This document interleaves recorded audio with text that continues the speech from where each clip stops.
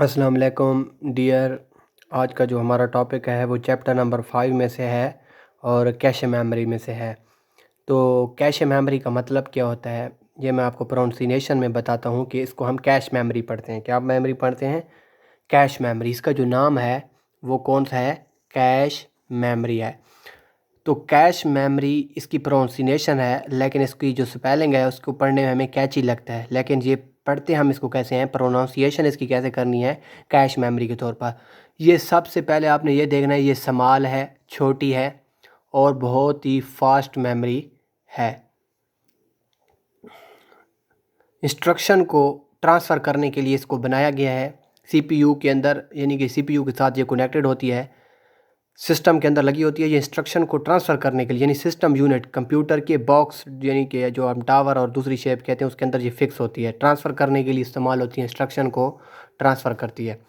और इसका इस्तेमाल बहुत ही फ्रीक्वेंटली या इफ़िशेंटली यूज़ कर सकता है सीपीयू को। और इसकी जो इंस्ट्रक्शन है, रिट्राइव्ड से मुराद क्या होता है? एक्सेस करना। रिट्राइव्ड और एक्सेस फ्रॉम रैम, कि सबसे पहले जो इंस्ट्रक्शन होती है वो रैम से एक्सेस होती हैं, लेकिन एक कॉपी जो है इंस्ट्रक्शन की वो कहाँ पे स्टोर हो जाती है? Copy of instruction stored in cache memory in cache memory. तो एक कॉपी जो होती है, जो भी पहली दफ़ा में, जब मैं सारा बताता हूँ पहले पढ़ता हूँ, स्टोर्ड इन कैश मेमोरी। फिर क्या कहते हैं? Next time CPU look first in cache memory for accessing instruction. अब मैं आपको बताता हूँ इसकी जो प्रोनाउंसिएशन कौन सी है, वो कैश मेमोरी है। कौन सी प्रोनाउंसिएशन है? कैश मेमोरी है। ये स्मॉल और फास्ट मेमोरी है। फिर आप आ जाएं इसके ऊपर, ये ट्रांसफ़र करने के लिए इंस्ट्रक्शन को इस्तेमाल होती है और इसका इस्तेमाल सीपीयू बहुत ही फ्रीक्वेंटली और आसानी के साथ कर सकता है। अब ये बात आ गई है कि कैश मेमोरी का मकसद क्या है, what is the purpose of cache memory. जब सीपीयू को कोई सी इंस्ट्रक्शन चाहिए होती हैं तो सबसे पहले वो रैम में से मंगा लेता है, लेकिन जब दूसरी दफ़ा उसे ज़रूरत पड़ जाए तो वो क्या करता है, वो अपनी इंस्ट्रक्शन रैम की बजाय कैश मेमोरी में से ढूंढता है, यानी कि उसे फाइंड करने की ज़रूरत नहीं होती। ये ऐसे समझ लें कि सीपीयू का एक अपना स्टोरेज है कैश मेमोरी, उसके पास ये अपनी, अगर पहली दफ़ा उससे इंस्ट्रक्शन मंगा लेता है तो पहली दफ़ा इसके पास अपनी इंस्ट्रक्शन नहीं होती सीपीयू के बाद, लेकिन जैसे ही वो रैम से इंस्ट्रक्शन मंगा लेता है तो वो एक कॉपी जो है वो कैश मेमोरी के अंदर स्टोर कर लेता है, ताकि नेक्स्ट टाइम जब उसको वही इंस्ट्रक्शन सेम ज़रूरत पड़ जाए तो वो फर्स्ट ऑफ ऑल इस टाइम ज़ाया किए बगैर कि रैम में से उठाए वो ख़ुद वहाँ से ले लेता है, यानी उससे ये इसका टाइम बच जाता है। कैश मेमोरी से क्या होता है, ट्रांसफ़र इंस्ट्रक्शन फास्टर हो जाती हैं, यानी अगर एक दफ़ा इंस्ट्रक्शन को इस्तेमाल हो चुकी है तो नेक्स्ट टाइम सीपीयू को जब ज़रूरत पड़ेगी तो वो कहाँ से ढूंढेगा? कैश मेमोरी से। तो कैश मेमोरी के अंदर फर्स्ट लुक करता है।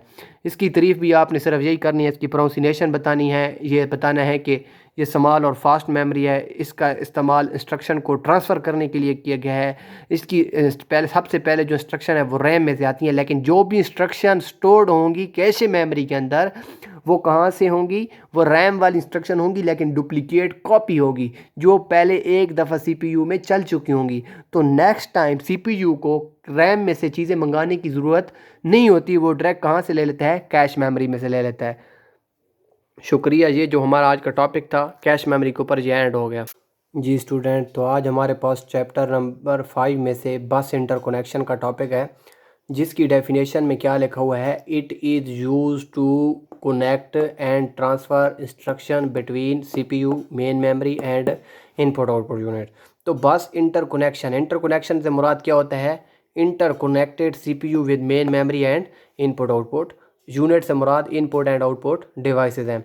तो याद रखें, बस इंटरकनेक्शन का काम क्या है?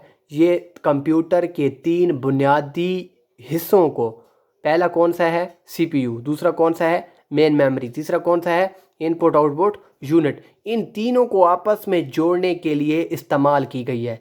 तो बस से मुराद रास्ता है, इंटरकनेक्शन से मुराद आपस में जोड़ने का। इसकी तारीफ यही करनी है, it is use to connect and transfer instruction between CPU, main memory and input output unit. देखिए, सीपीयू और मेन मेमोरी के दरमियान बस लगी हुई है, इस तरह main memory input output unit के दरमियान एक बस लगी हुई है, और सीपीयू किसके साथ कनेक्टेड है? इनपुट आउटपुट यूनिट के साथ।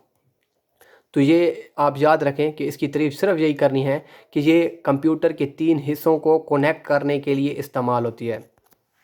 जी स्टूडेंट, तो आगे मैंने एक्सप्लेन किया है बस इंटरकनेक्शन की बेसिकली 2 कैटेगरीज होती है, एक है सिस्टम बसेस और दूसरी है एक्सपेंशन बसेस। बस इंटरकनेक्शन की कितनी टाइप्स होती हैं? 2। एक कौन सी है? System buses. दूसरी कौन सी है? एक्सपेंशन। सिस्टम बसेस की तारीफ क्या करनी है? ये डिफरेंट लाइंस और पाथ हैं between CPU and main memory के दरमियान। मैंने पहले भी बताया है, ये सीपीयू और मेन मेमोरी को कनेक्ट करने वाली लाइनें या पाथ, उसको हम क्या कहेंगे? System buses. अब इसमें क्या होगा, 1 बिट जो है एक लाइन के ऊपर ट्रांसफर होता है, यानी एक रास्ते के ऊपर सिर्फ और सिर्फ एक ही बिट जाएगा। एक बिट से मुराद क्या होता है? 0 और 1 होता है, 0 एंड 1 होता है, यानी ये डेटा का सबसे स्मॉल यूनिट है। अगर बस की वेट की डेफिनेशन आ जाए तो बस की वेट की डेफिनेशन आपने क्या करनी है? बस की वेट की डेफिनेशन से मुराद यही है कि total number of lines in a bus is called बस वेट। कि जैसे एक बस में 32 सीट्स हैं तो 32 सवारियाँ उसके ऊपर ट्रैवल कर सकती हैं। इसी तरह अगर सिस्टम बस के अंदर 32 लाइंस हैं, पाथ हैं, तो उसके ऊपर 32 बिट जाएगा। लेकिन अगर आप 32 को डिवाइड करें 8 के ऊपर तो ये आ जाता है 4 बाइट्स। यानी कि इससे मुराद क्या है कि 8 बाइट्स